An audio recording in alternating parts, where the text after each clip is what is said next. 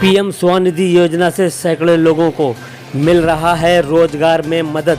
पुरुष के साथ साथ महिलाएं भी स्वनिधि योजना का फायदा उठाकर अपने आप को आत्मनिर्भर बना रही हैं और अपने रोजगार में अच्छा कर रही हैं। बसंत कुंज बाढ़ में स्थानीय निगम पार्षद जगमोहन महलावत के द्वारा प्रधानमंत्री स्वनिधि योजना का कैंप लगाया गया। इस कार्यक्रम में दक्षिणी दिल्ली के सांसद रमेश बिधूड़ी भी पहुंचे।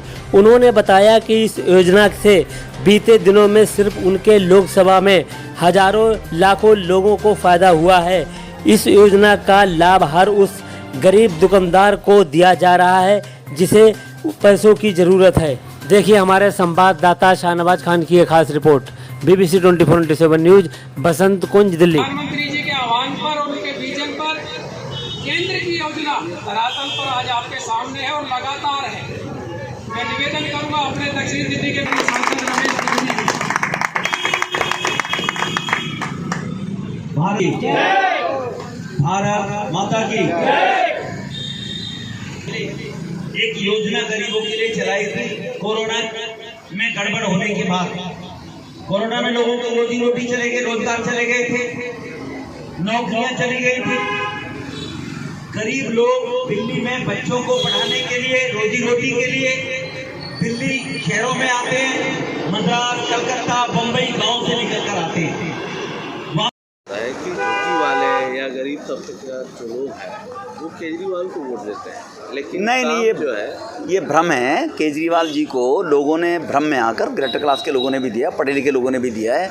मैं फ्री वाईफाई दूंगा, 20,000 लीटर पानी फ्री दूंगा, सबकी 400-200 यूनिट बिजली फ्री कर दूंगा, सबके लिए मैं दुनिया में स्वर्ग लेकर आऊँगा, दिल्ली को पेरिस बनाऊँगा, यमुना को साफ़ कर दूंगा। ये झूठे वायदे केजरीवाल साहब ने किए। वो एक्सपोज हो गया केजरीवाल। ये मोदी साहब ने 2014 में कहा था मेरी सरकार गरीबों को समर्पित सरकार है। जो कहा प्रधानमंत्री बनने के बाद कहा, चुनाव से पहले कहा केजरीवाल ने, मोदी साहब ने प्रधानमंत्री बनने के बाद कहा मेरी सरकार सभी को गरीबों को समर्पित सरकार है। उसी श्रेणी के अंदर ये स्वनिधि योजना में 10,000 का लोन दिया जाता बैंकों के माध्यम से। रेहड़ी पटरी खोमचा जो लगाने वाले लोग हैं और ये रेहड़ी पटरी पर अपना गुजारा करते हैं, इनको साहूकारों के पास अब नहीं जाना पड़ेगा। साहूकारों से शोषण नहीं होगा इनका माता बहनों का।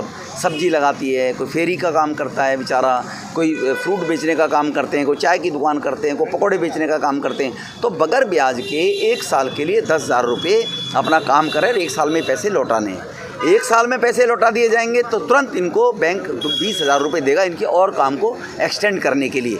इस प्रकार से मुद्रा बैंक में जैसे मोदी सरकार ने 39,000 करोड़ लोन सैंक्शन किए हैं, 39,000 करोड़ लोन सैंक्शन किए हैं, तो वो मुद्रा बैंक में जो पढ़े लिखे लोगों को दिया 5 लाख से 50 लाख तक का।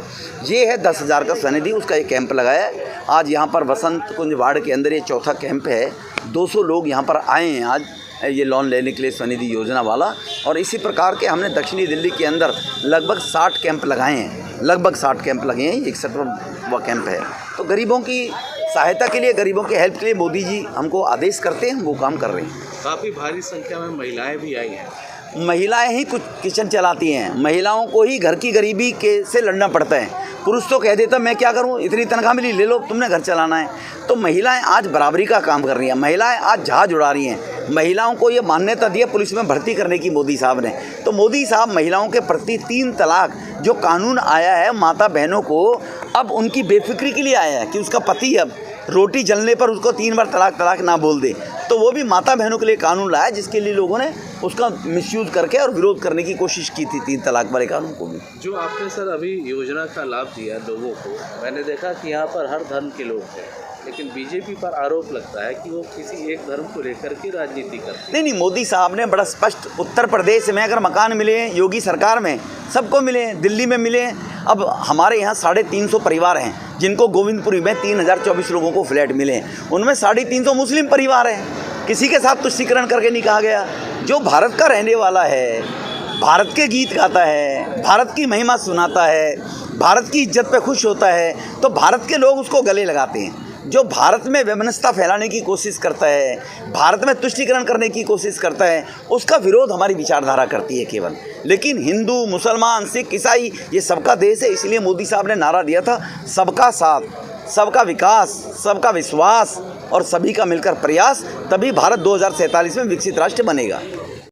क्या कहेंगे जो ये योजना चलाई जा रही है, गरीबों को कितना मदद? मैं बधाई देता हूँ वसंत कुंज के लोकप्रिय निगम पार्षद भाई जगमोहन जी को। उन्होंने स्वनिधि योजना का ये चौथा कैंप अपने कार्यालय पे लगाया है और आपने देखा कि यहाँ पे कम से कम 150 से 200 की संख्या लोन लेने वाले लोगों की थी, जो गरीब लोग हैं। जैसे सांसद जी ने अभी बताया, सांसद जी ने 4-5 लोगों को लोन के सर्टिफिकेट भी दिए, 10,000 रुपये तुरंत उनके अकाउंट में आए हैं। मैं सांसद जी का भी धन्यवाद करता हूँ कि इस प्रकार के कैंप हमारी दक्षिण दिल्ली लोकसभा के अंदर, हमारे महरौली ज़िले के अंदर सांसद जी के माध्यम से, चाहे वो विधवा के बच्चों की स्कॉलरशिप का कैंप हो, चाहे वो हैंडीकैप बच्चों का कैंप हो, हैंडीकैप के टूल्स हमारे महरौली ज़िले में कई बार कैंप लगा करके सांसद जी के माध्यम से दिलाए गए हैं। चाहे वो बच्चों के पढ़ने के लिए टैब हो, वो भी सांसद जी के माध्यम से हमारे ज़िले में कई बार दिलाए गए हैं। मैं सांसद जी का धन्यवाद करता हूँ, मोदी सरकार का धन्यवाद करता हूँ कि इस प्रकार की योजनाएं पूरे देश भर के अंदर मोदी सरकार ने 9 साल के कार्यकाल में बहुत ज़्यादा तेज़ी से चलाई है और ज़मीनी स्तर पर ये योजनाएँ पहुँची है।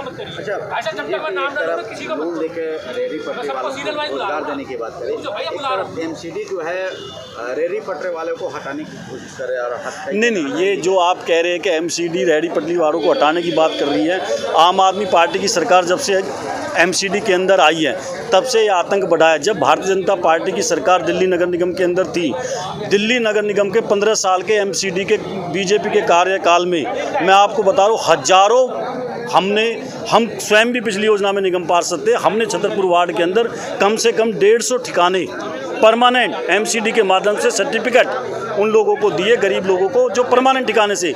आज दिसंबर में चुनाव होकर के एमसीडी में आम आदमी पार्टी की सरकार बनी है, 8 महीने हो गए हैं, एक भी दिल्ली के अंदर ठिकाना आम आदमी पार्टी बता दे किसी गरीब को दिया गया हो तो। जो लोग तड़पते हैं, परेशान हैं, दुखी हैं, उन लोगों को आप ठिकाना नहीं देंगे, उन लोगों को परेशान करेंगे, ट्रक ला करके उठाएंगे तो लोग आपके खिलाफ जाएंगे ही। भारतीय जनता पार्टी की ये सोच नहीं थी, उन्होंने परमानेंट ठिकाने गरीब लोगों को दिए।